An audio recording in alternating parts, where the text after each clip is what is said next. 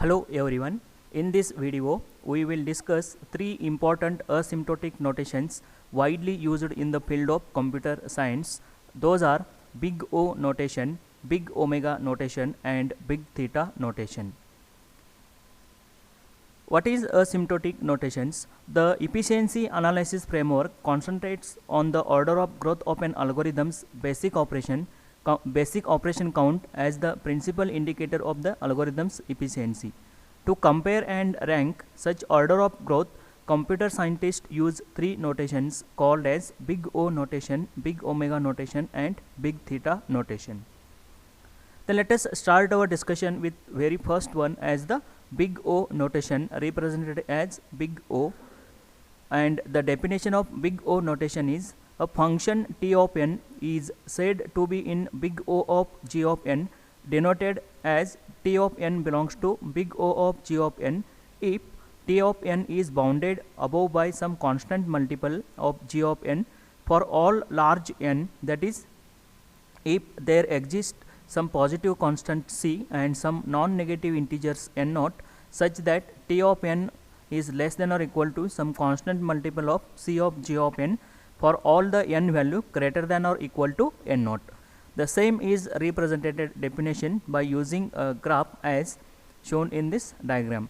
That is, the time complexity of given function t of n and the some constant multiple of a function g of n and the constant multiple of c of g of n is bounded above the time complexity of given function t of n for all the n values greater than or equal to n naught, and if the any value less than n naught, that does not matter.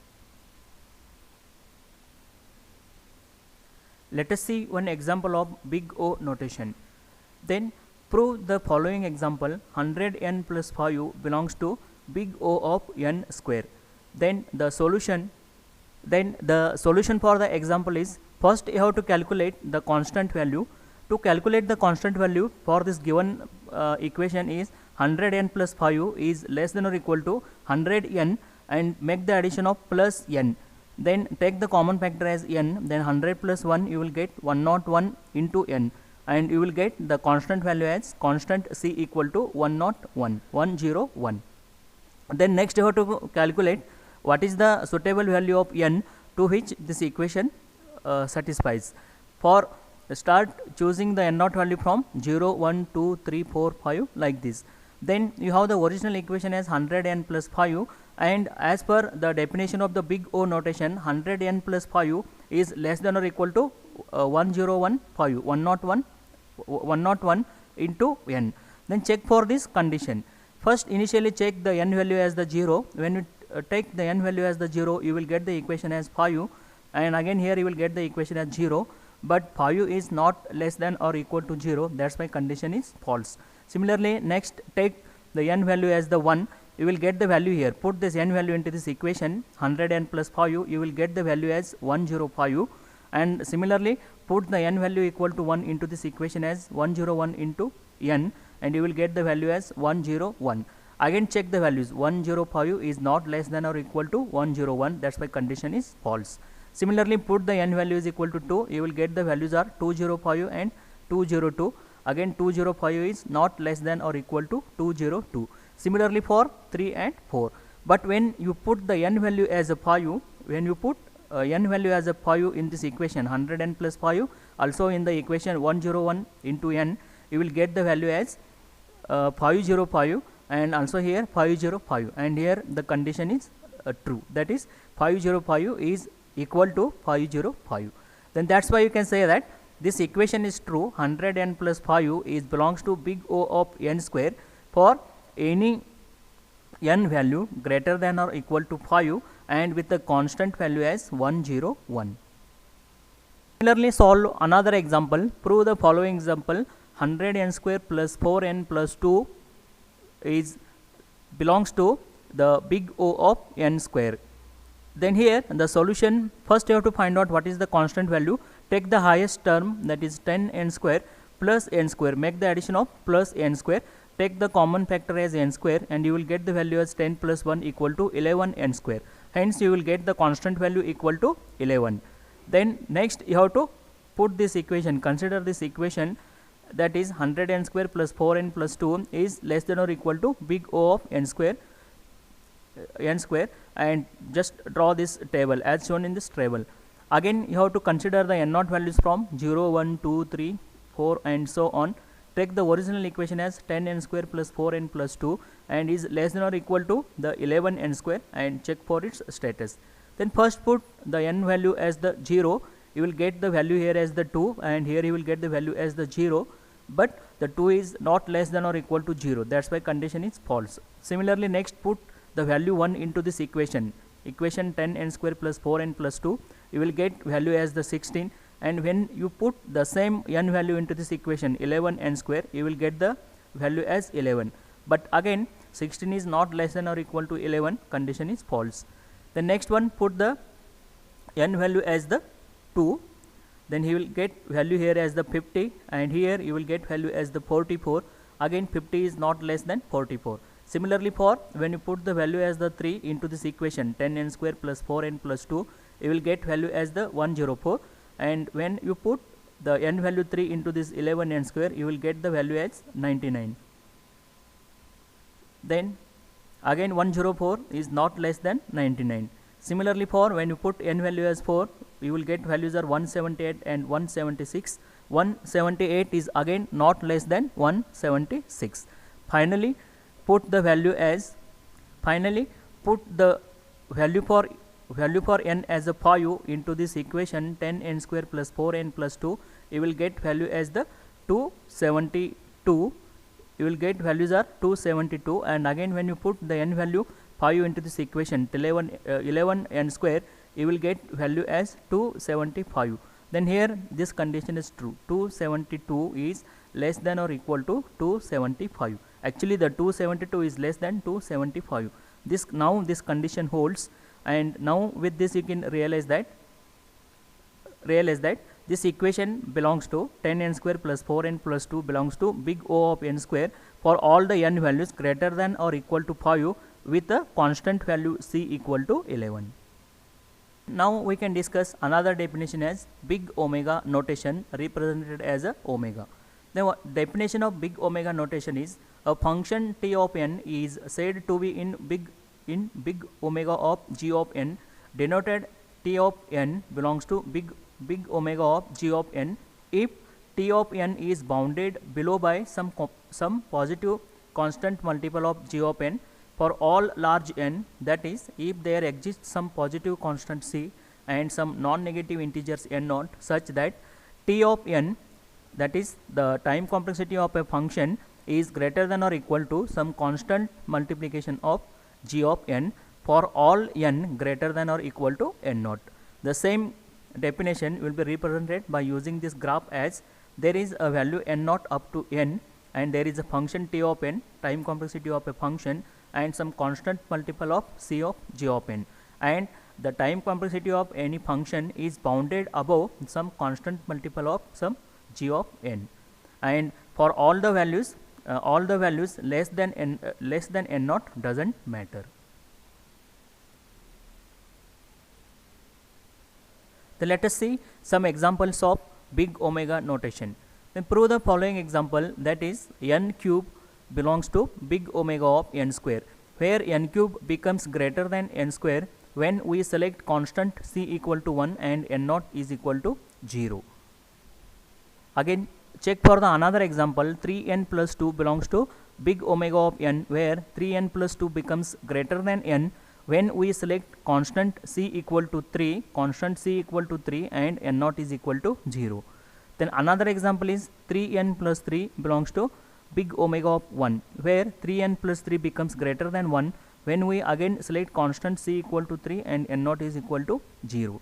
One more example is 6 into 2 raised to n plus n square belongs to big omega of 2 raised to n, where 6 into 2 raised to n plus n square becomes greater than 2 raised to n when we select constant c equal to 6, that is the highest term, c equal to 6 and n naught is equal to 0. These are some examples of big omega notations.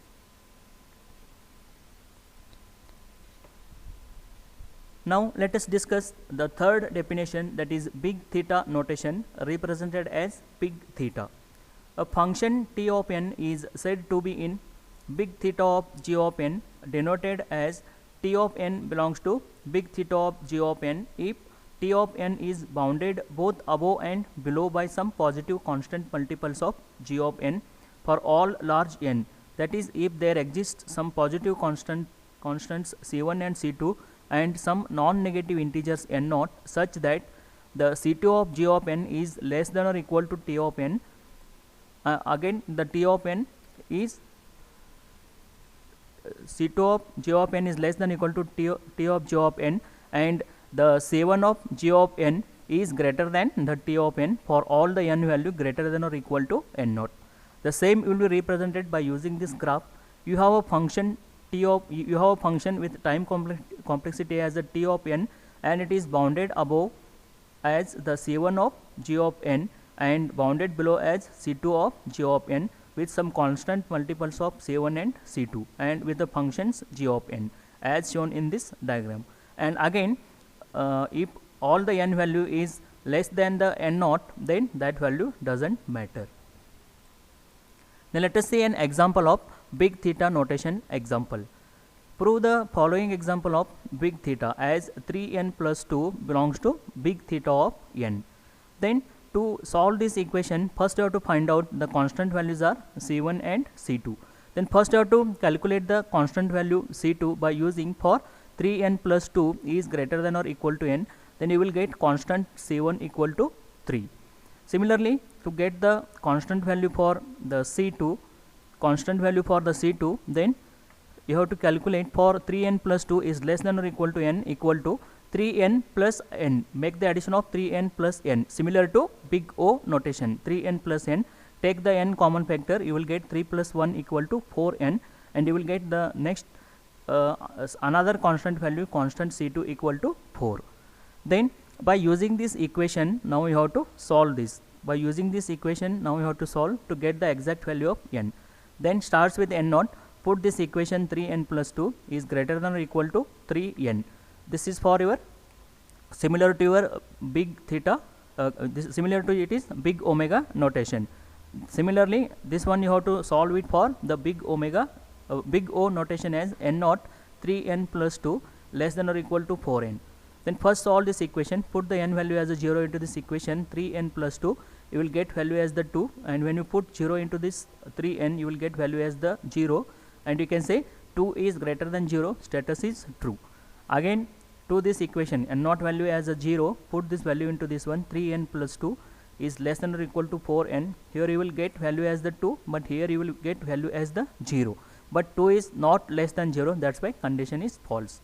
Then next line, next you have to put the n0 value as the 1 into this equation 3n plus 2, you will get value as the 5. Here you will get value as the 3. Again 5 is greater than 3, condition is true. Again you have to put n value as a 1 into this equation 3n plus 2, you will get value as the 5, and here when you put n value into this 4n, you will get value as the 4, but 5 is not less than 4, again condition is false. Similarly, next put the value 2 into this equation 3n plus 2, you will get value as the 8, and here you will get value as the 6. Again 8 is greater than 6, when you put value n value 2 into this equation 3n plus 2 and also into equation 3n, you will get the values 8 and 6, and 8 is greater than 6, that's why condition is true. Similarly, put the n value 2 into this equation 3n plus 2 and another equation as 4n, and you will get the values as 3n plus 2 equal to 8 and 4n as 8. When you put n value as equal to 2, then 8 is less than or equal to 8 and condition is true. Then when both the conditions are true, because the big theta notation definition is it is the time complexity of a function is bounded above also bounded below, then this condition satisfies when you choose the n value as a 2. When you choose n value as a 2, it satisfies both the conditions, that is bounded above as well as bounded below. That's why the finally you can prove this, the 3n plus 2 belongs to big theta of n with the constants c1 equal to 3, c2 equal to 4, and for all the n value greater than or equal to 2.